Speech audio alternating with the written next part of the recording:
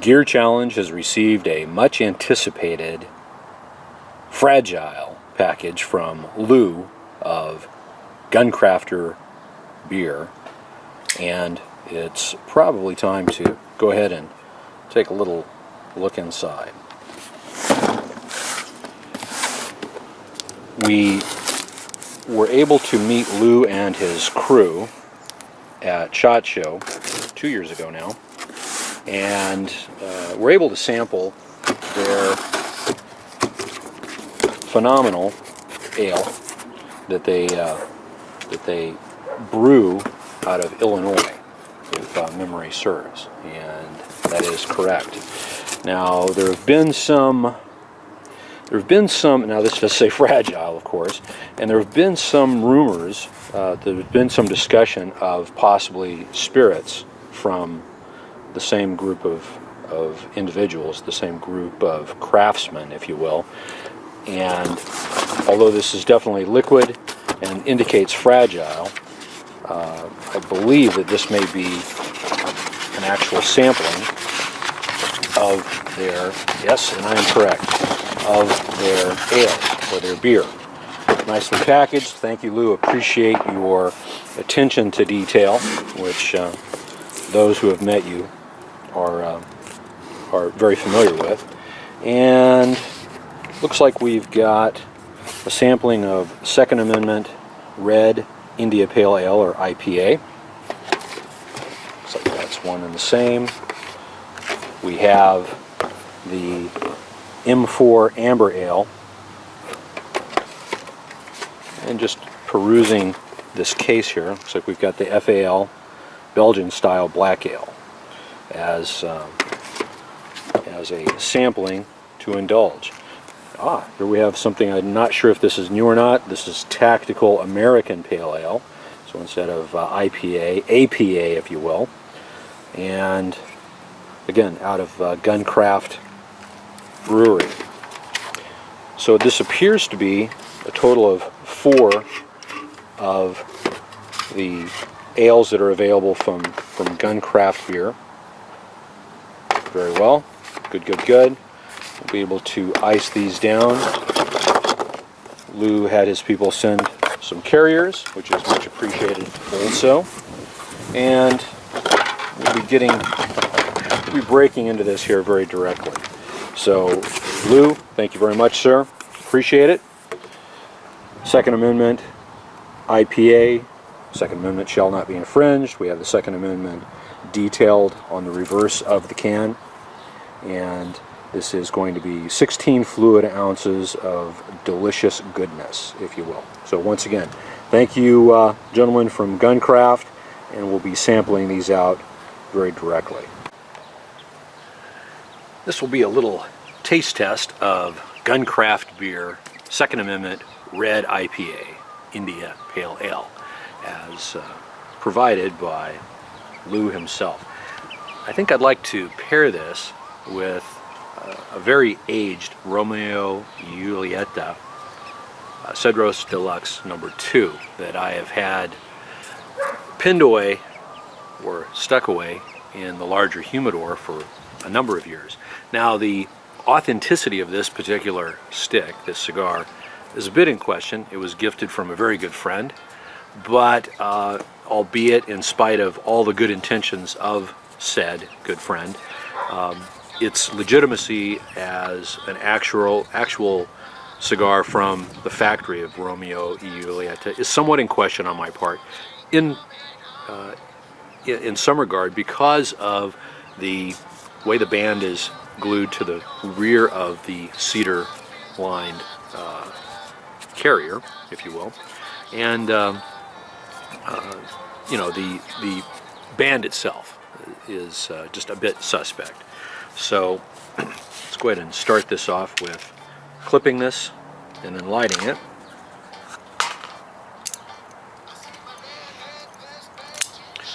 The redhead comment is probably appropriate for the red IPA. Get it? Cigar is in relatively good condition for its age. No major problems. And again, if anyone has a comment about the cigar itself, There's a little bit of cracking here on the wrapper, again because of the age, etc. Let's go ahead and get this started.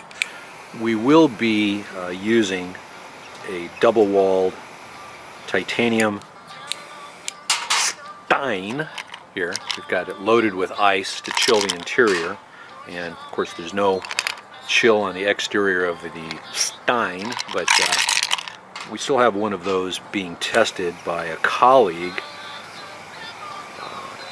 on the other side of the continent at the time. He's been testing it for some time. It has gone through a bit of a rotation with, I believe, at least 6. I believe it's with the 7th person who's testing it and reviewing it to get an idea as to the performance of the stein.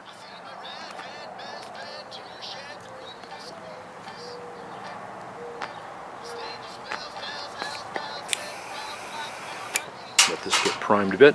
We'll mount this on the titanium cigar monopod, which was a gift from Trusty Darwin. Thank you, sir.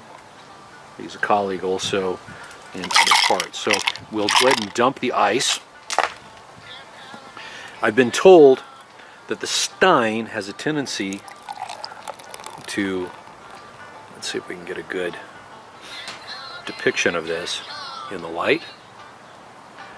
You can see definitely a red IPA, and the head is coming right to the very lips of the stein, and the fluting, if you will, or the position of the stein at the lips, with it coming out with a bit of a trumpet-like, and the term escapes me at the moment, but it helps to retain the head, which is always a nice thing, and also helps to reduce the amount of foam or head that you have to encounter if you happen to have a mustache or you just don't like it going up your nose. I'm going to let that settle just a bit. Color on the red IPA was brilliant and significantly red, if that's even appropriate. And this Romeo and Julieta does taste like it's a good pairing for this particular beer.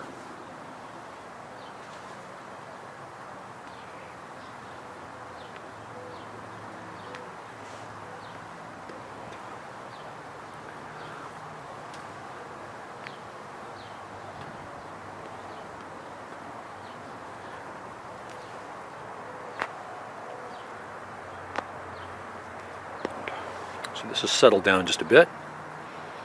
As you can see with the stein, you can, as the stein is tilted back, the beverage comes into play at the actual lips and reduces the amount of foam that your upper lip has to encounter. You know, I really am not sure how to describe the flavor of this, but it's definitely a red IPA. I personally enjoy the reds quite a bit, and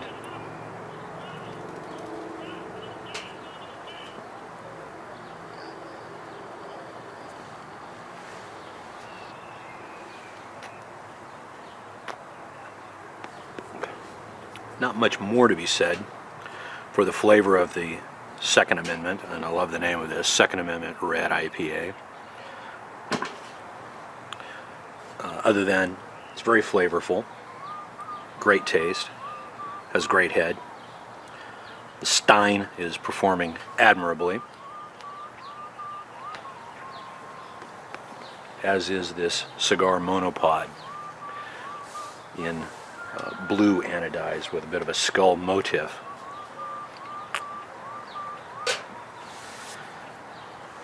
Well, with summer coming into play, Independence Day, just about 2 months away, a little less than 2 months away. I think the remainder stock of the Second Amendment Red IPA from Guncraft will hold out long enough to be enjoyed at that time.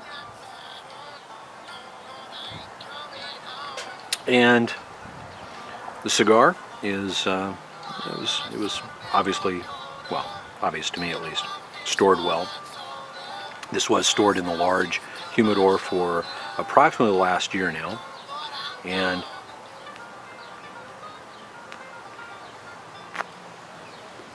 even though in my mind its point of origin is somewhat questionable, it's definitely an enjoyable stick.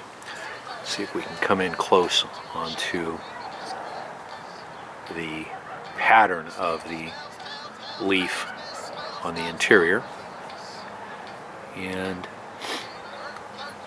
the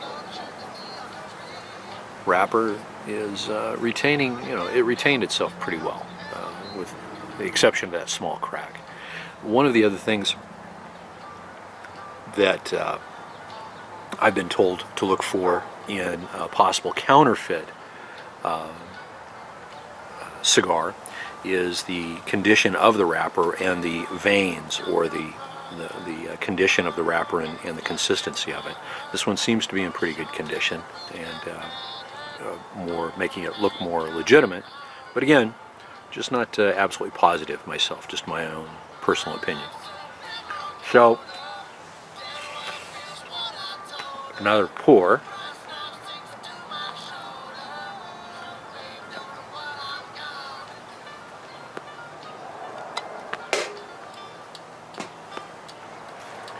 And again, the stein retains the head quite well, even though it's definitely pushing pushing its limits.